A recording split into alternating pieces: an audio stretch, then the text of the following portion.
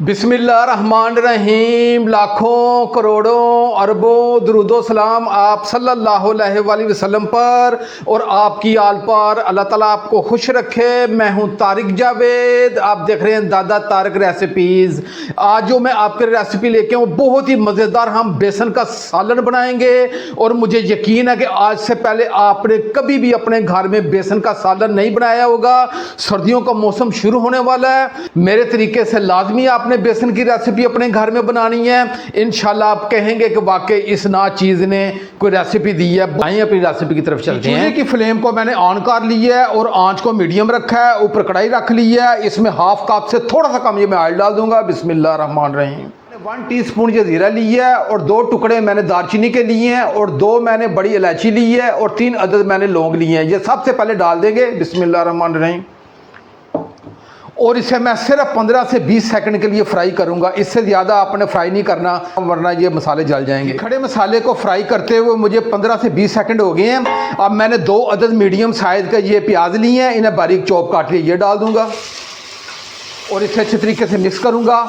आंच आपने मीडियम रखनी है और मीडियम आंच पे इसे हल्का सा मैंने टीपिंग करना है, आपने इसे जलाना नहीं है।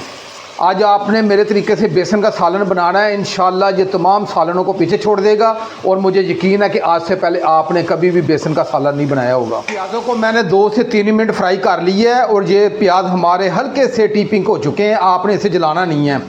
अब मैंने 2 अदद ये हरी मिर्चें ली हैं, इन्हें बारीक काट लिए, ये डाल दूंगा। इसे 1 मिनट के लिए फ्राई करूंगा ताकि हरी मिर्चों का जो फ्लेवर है वो भी इस कढ़ाई में आ जाए। जी मैंने हरी मिर्चों को भी 1 मिनट के लिए फ्राई कर लिया है। अब इसमें मैं थोड़ा सा पानी इसलिए डालूंगा ताकि प्याज हमारे मज़ीद जल ना जाएं।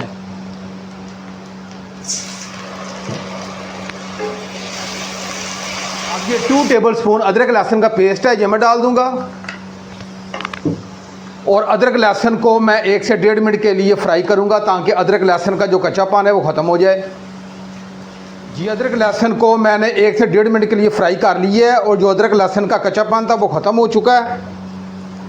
अब मैंने हाफ़ टी स्पून ये सुरख मिर्च ली है और हाफ़ टी स्पून मैंने खुशक धनिया लिया है और हाफ़ टी स्पून मैंने नमक लिया है और हाफ़ टी स्पून से थोड़ा सा कम मैंने हल्दी ली है, क्योंकि हल्दी हमने आगे भी डालनी है रेसिपी में, तो ये चारों चीज़ें मैं डालूँगा। बिस्मिल्लाह। और इसे अच्छे तरीके से मिक्स करूँगा। जी मैंने मसाले डाल के इसे अच्छे तरीके से मिक्स कर दिया है और इसे 1 मिनट के लिए मज़ीद फ्राई भी कर दिया है। ये 1 अदद मीडियम साइज़ का टमाटर है, ये मैं डाल दूँगा और इसे अच्छे तरीके से मिक्स करूंगा। ये टमाटरों को मैंने अच्छे तरीके से मिक्स कर दिया है और इसे भी मैंने मज़ीद 1 मिनट के लिए अच्छे तरीके से फ्राई कर लिया है ताकि टमाटरों को जो कच्चापन था वो ख़त्म हो जाए। अब मैं ये आधे गिलास से थोड़ा सा कम ये पानी डालूंगा। बिस्मिल्लाहिर्रहमानिर्रहीम। और इसे अच्छे तरीके से मिक्स करूंगा और मिक्स करने के बाद इसे 5 मिनट के लिए ढाँप के रखूँगा ताकि तमाम मसाला हमारा एकजान हो जाए और इंशाल्लाह 5 मिनट के बाद इंशाल्लाह मिलते हैं।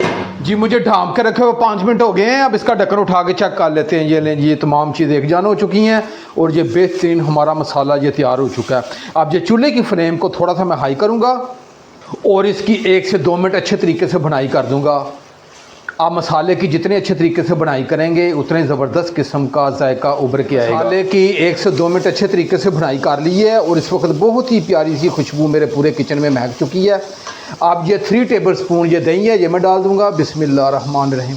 और इसे अच्छे तरीके से मिक्स करूंगा और मिक्स करने के बाद इसे 1 से 1.5 मिनट अच्छे तरीके से फ्राई करूंगा ताकि दही का जो कच्चापन है वो ख़त्म हो जाए और इसका बहुत ही अच्छा सा जायका इस कढ़ाई में आ जाए। जी मैंने दही डाल के इसे 1 से 2 मिनट अच्छे तरीके से फ्राई कर लिया है और जो दही का कच्चापन था वो ख़त्म हो चुका है। अब ये चूल्हे की फ्लेम को मैं थोड़ा सा आहिस्ता करूँगा और इसमें आधा गिलास ये पानी डालूँगा। बिस्मिल्लाहिर्रहमानिर्रहीम। आधा गिलास पानी डालने के बाद इसे ढाँप के एक तरफ रखूँगा। इसका क्या करना है फिर मैं बाद में बताता हूँ। आप बेसन की तरफ आते हैं। मैंने एक बाउल ले लिया है और 1 कप मैंने बेसन लिया है। ये 125 ग्राम बेसन है और इसे मैं स्ट्रेनर की मदद से 1 मरतबा छान लूँगा ताकि इसमें अगर कोई चीज़ होगी तो वो अलग हो जाएगी। जी मैंने बेसन को अच्छे तरीके से छान लिया और बेसन साफ़ ही था। अब इसे मैं एक तरफ करूँगा। अब इसमें जो चीज़ें जाएंगी वो आपने नोट कर लेना है। मैंने 1 टीस्पून ये खुशक धनिया लिया है, इसे दरदरा सा मैंने कूट लिया है और हाफ़ टी स्पून मैंने लाल मिर्च ली है, क्योंकि सुरख मिर्च हमने पहले भी इस्तेमाल की है सालन में, और हाफ़ टी स्पून मैंने खुशक धनिया लिया है और हाफ़ टी स्पून से थोड़ा सा कम मैंने हल्दी डाली है। ये तमाम चीज़ें इसमें डाल दूँगा। ये मैंने मीठा सोडा लिया है, ये चम्मच का जो पिछला हिस्सा है वो मैंने नाप के ये ले लिया है, ये तकरीबन 1 चुटकी बनता है, ये मैं डाल दूंगा। और इन तमाम चीज़ों को मैं अच्छे तरीके से मिक्स करूँगा जी। तमाम चीज़ों को मिक्स करने के बाद इसमें मैं थोड़ा सा पानी डालूँगा और पानी डालने के बाद मैं इसे अच्छे तरीके से मिक्स करूँगा। पानी आपने थोड़ा थोड़ा करके डालना है और बैटर को आपने कितना नरम रखना है कितना सख्त रखना है मैं आपको साथ साथ बताऊँगा जी। मैंने बेसन को अच्छे तरीके से स्पैचुला की मदद से दबा के एक जान कर दिया है। अब इसमें 1 टेबल स्पून ये मैं ऑयल डाल दूँगा और ऑयल डालने के बाद आपने हाथ को अच्छे तरीके से धो लेना है या आपने हाथों पे ग्लव चढ़ा लेना है। मैंने हाथ को अच्छे तरीके से धो लिया है और इसकी हाथ की मदद से अच्छे तरीके से इसकी मैं गुदाई कर दूंगा। आपने ये अमल हाथ की मदद से ज़रूरी करना है क्योंकि हाथ की मदद से बहुत अच्छा काम हो जाएगा। मैंने बेसन को हाथ की मदद से अच्छे तरीके से दबा के जैसे आटे की गुंदाई करते हैं ऐसे मैंने इसे गूंद दिया है और ये बेहतरीन हमारा ये बेसन का आटा तैयार हो चुका है। और मैं आपको कैमरे की आंख से करीब से भी चेक करवाता हूँ, ये देखिएगा जी। हाथों को मैंने अच्छे तरीके से धो लिया है। अब हाथों को ये थोड़ा सा मैं घी लगाऊंगा। घी लगाने के बाद ये थोड़ा सा बैटर उठाऊंगा जी। मैंने जैसे आधा पेड़ा होता है जैसे लिया ऐसे मैं गोल कर दूंगा और पेड़े की तरह मैंने गोल करके इसी तरह मैं इसे लंबाई के रूप ऐसे बेल लूँगा और इसी तरह मैं इसके छोटे छोटे पीस कर लूँगा और ऐसे पीस करके आपने एक पीस को उठाना है, उठा के ऐसे आपने गोल कर लेना है, ये नहीं जी। और इसी तरह मैं दूसरे पीस को भी ऐसे गोल कर लूँगा और मैं आपको कैमरे की आंख से करीब से भी चेक करवा देता हूँ। इस तरह आपने छोटी सी गोलियाँ बना लेनी है। इसी तरह मैं तमाम गोलियाँ बना के आपकी खिदमत में हाज़िर होता हूँ। मैंने तमाम बेसन की गोल गोलियाँ बना ली हैं और इसे मैंने अलग प्लेट में रख लिया है। अब इसे हम फ्राई करेंगे। चूल्हे की फ्लेम को मैंने ऑन कर लिया है और आंच को मीडियम रखा है। ऊपर फ्राई पैन रख लिया है और इसमें हाफ कप मैंने ऑयल डाल दिया है जी। मीडियम आंच पे ऑयल को मैंने गर्म कर लिया है। अब इसकी आंच को मैं हल्की कर दूंगा और ये बेसन की जो गोलियां हैं ये एक एक करके मैं इस ऑयल में डाल आंच को हल्का कर दिया है और बेसन की तमाम गोलियां मैंने ऑयल में डाल दी हैं और इसे मैं 2 से 3 मिनट एक तरफ से और 2 से 3 मिनट दूसरी तरफ से अच्छे तरीके से फ्राई करूंगा। मज़ेदार ये सालन बनता है। आपने मेरे तरीके से ये बेसन का सालन बनाना है।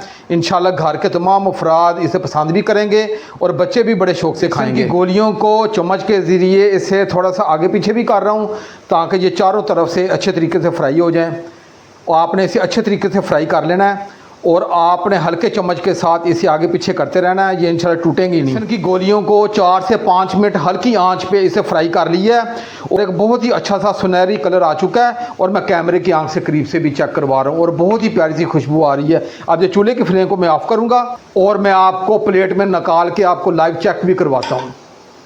बिस्मिल्लाह।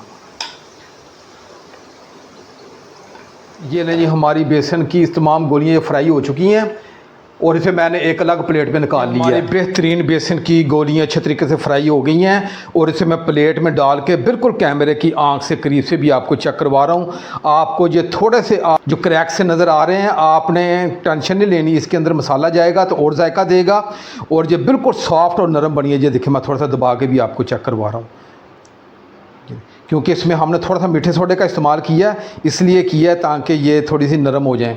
तो आपने इसी तरीके से ये रेसिपी बनानी है और मैं थोड़ा सा आपको इसलिए दबा के भी चेक करवा रहा हूँ। अब इसे मैं एक तरफ रखूँगा जी। चूल्हे की फ्लेम को मैंने ऑन कर लिया है। चूल्हे पे वही कढ़ाई रख ली है जिसमें हमने मसाला बनाया है जी। मसाले को हमने दोबारा गर्म कर लिया है। इसके बाद ये हमारी फ्राई की हुई ये बेसन की गोली है, ये मैं डाल दूँगा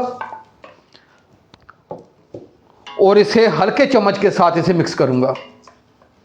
आंच पे ढांप के 5 मिनट के लिए रखूँगा ताकि ये मसाला है ये गोलियों के अंदर रच बस जाए और ज़बरदस्त किस्म का टेस्ट उभर के आए।